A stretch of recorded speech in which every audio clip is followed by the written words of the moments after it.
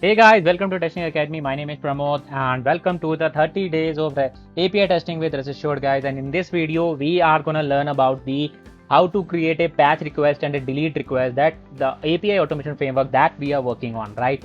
So today we are going to complete our CRUD and I'm gonna show you step by step. So let's get started. If you are following this tutorial, if you are not following this tutorial series of 30 days, I will request you to watch the previous video, go to the playlist section and watch the full series where we have created our own API automation framework with 30 days mastery, full on mastery of the Rest Assured guys.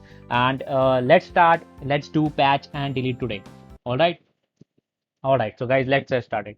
So again, what we have is that we have a test method and we have a service helper, right? So right now we have created last time create person, right? I'm gonna make it smaller, right? Something like this. So now what you need here is that you need something which is called as, so you want to make a patch request, right? So how your patch request looks like, let's go to the Postman.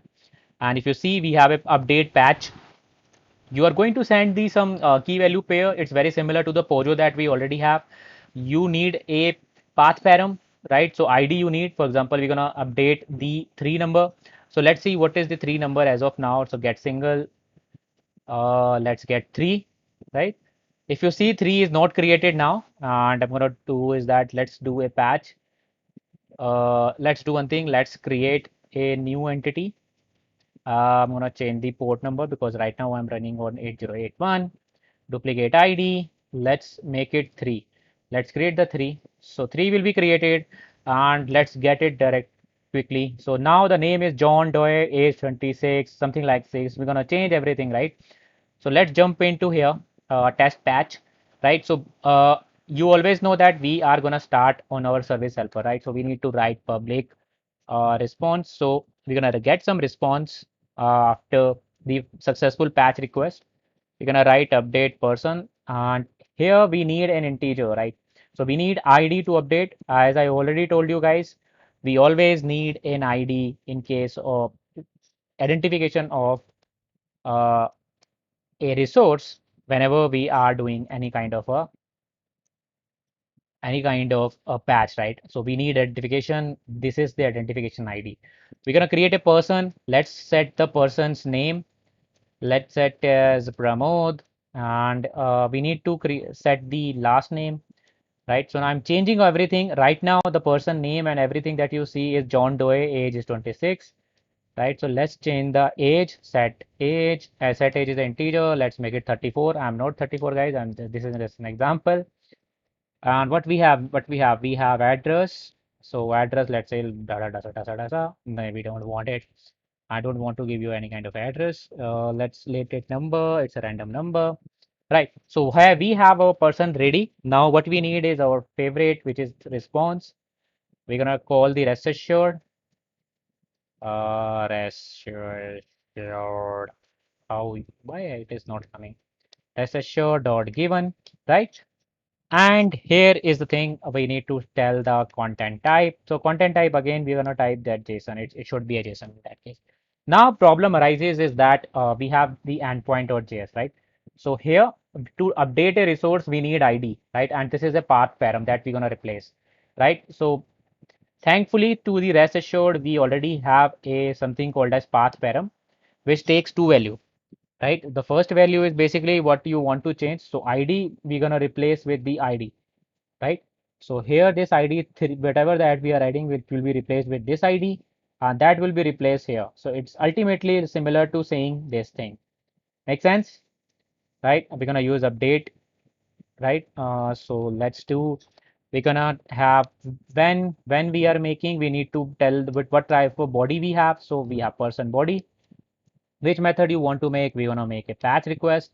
What is your endpoint in that case? It should be update, right? Update person, and we're gonna return everything, right? I hope that makes sense. It's very similar to the request that we have already done in the previous. It's just if you have experience with post, most of the things works in a similar way.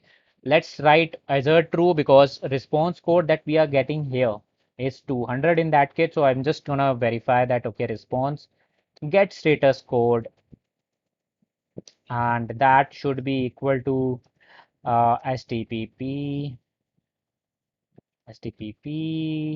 status dot, what is it, status okay, because we are getting okay in that case. That's what we are checking here.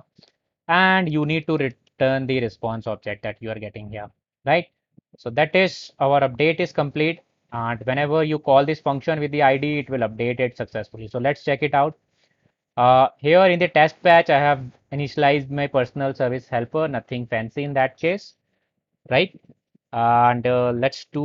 Right, guys. Now what you need is that when we'll make a request of patch, it will return us as some ID, right?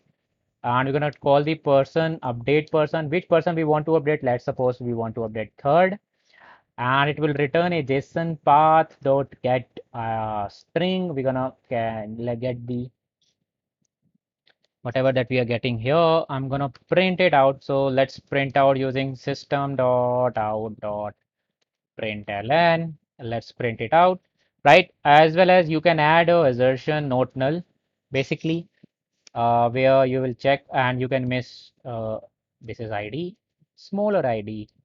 This is just basically updated, right? So now we have patch running. So let's do one thing. Let's quickly see our API. Let's see our API. And in this case, what we're gonna do is that where we have person, we have three, right? So right now John Doe is Chicago, USA, right? We're gonna replace with Pramod in that case, right? So updated. Let's run this. Run the command. Let's see. We are getting some error because of the testng doesn't support HTTP relaxation as of now. So what you need here is that you just need to add this thing while you're running. Okay, it's already there, so let's delete it. Let's run this one. This already contains this thing, and this is just an protocol error, guys. Nothing fancy in that case, right? Everything passed. I'm seeing three. Let's see if it is updated. Perfect, guys. See, Pramod Datta age 33, Dasa Dasa, and everything is updated, right? So patch is working fine, right? So that's how we did. How we did it, it's very simple. We have created a person helper, update person. It takes an ID, and whenever you give the ID, it basically replaces all the fields. And this is the body that we are doing, update URL path param. So this is the important concept, which is path param. Let's do one thing. Let's create delete person also. So again, we need to start everything from the service file, right? So we're gonna do like this,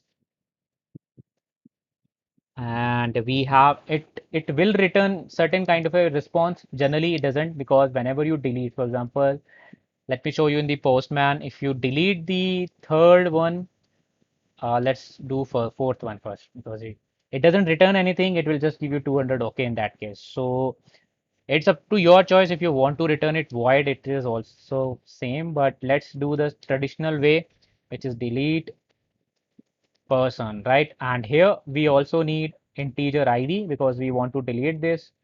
And the rate, let's, so here it's very simpler. We don't need much of this fancy things here. We just need a given content type. We need to tell them what has the content type. We need to make a path param. So now path param is important because we need ID. Which ID we need to delete, right? And here you can do a log dot all so that you will see what exactly is going on. It is just for logging purpose. Sorry, guys. And delete here in the endpoint. What you need to do at is you need a single person get. This is a similar endpoint for delete also. You can create a delete person also, and if you are like me, you can do it, but the point here is that it's just a similar one. And we have made this, and we need and return in that case, and everything works fine. Just we can check for response, because response we are getting, so it will be STPP H is capital in that case. STPP status, this is already provided, so it should will be okay in that case.